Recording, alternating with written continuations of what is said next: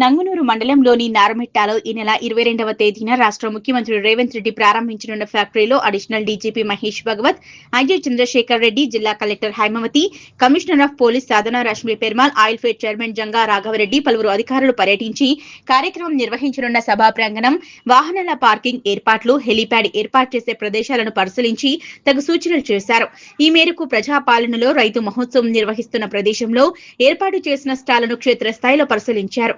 ముఖ్యమంత్రి పర్యటన నేపథ్యంలో భద్రతా ఏర్పాట్లు పకడ్బందీగా ఉండేలా చర్యలు తీసుకోవాలని, ట్రాఫిక్ నిర్వహణకు తగిన ప్రణాళిక రూపొందించాలని అధికారులకు సూచించారు. పెద్ద సంఖ్యలో రైతులు మరియు ప్రజలు హాజరయ్యే అవకాశాన్ని దృష్టిలో ఉంచుకొని పార్కింగ్, రాకపోకలు, భద్రతా ఏర్పాట్లు సమర్థవంతంగా నిర్వహించేందుకు అన్ని శాఖలు సమన్వయంతో పనిచేయాలన్నారు. కార్యక్రమం విజయవంతంగా నిర్వహించేందుకు ఆయిల్ ఫామ్ ఫ్యాక్టరీ యాజమాన్యం అవసరమైన అన్ని ఏర్పాట్లు చేస్తున్నట్లు వెల్లడించారు. ఈ కార్యక్రమంలో Siddipet ACP Ravinder Reddy, Siddipet rural CS Srinu, Rajagopalpet SI Vivek పాల్గొన్నారు. అనంతరం జిల్లా కలెక్టర్, జిల్లా అధికారులు మరియు రెవెన్యూ అధికారులతో సమావేశం నిర్వహించి మాట్లాడారు.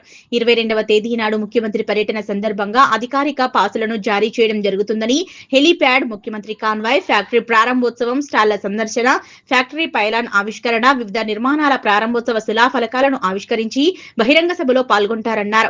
ముఖ్యమంత్రి పర్యటనలో వివిధ స్థాయిల్లో విధులను కేటాయించిన అధికారులు మాత్రమే ఉండి ఆయా శాఖలకు కేటాయించిన విధులను తూచా తప్పకుండా పకడ్బందీగా నిర్వహించాలన్నారు.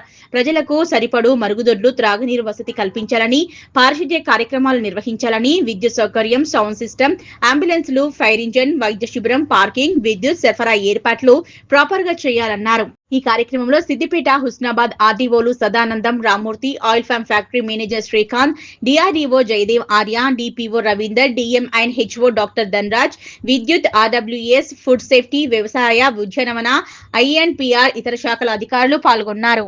అయితే మన రెవెన్యూ నుంచి కానివ్వండి, జిల్లా ఆఫీసర్స్ కానీ ఎవరైనా సరే డ్యూటీలో ఉన్న వాళ్ళందరికీ పాసులు ఇవ్వడం జరుగుతుందండి. పాసులు తీసుకోండి, డ్యూటీ చేయండి. సో ఈచ్ డిపార్ట్మెంట్ వైజ్ మనం చెప్పాం. డిఎం అండ్ హెచ్ఓ గారు, సీఎం గారు పెడుతున్నాం.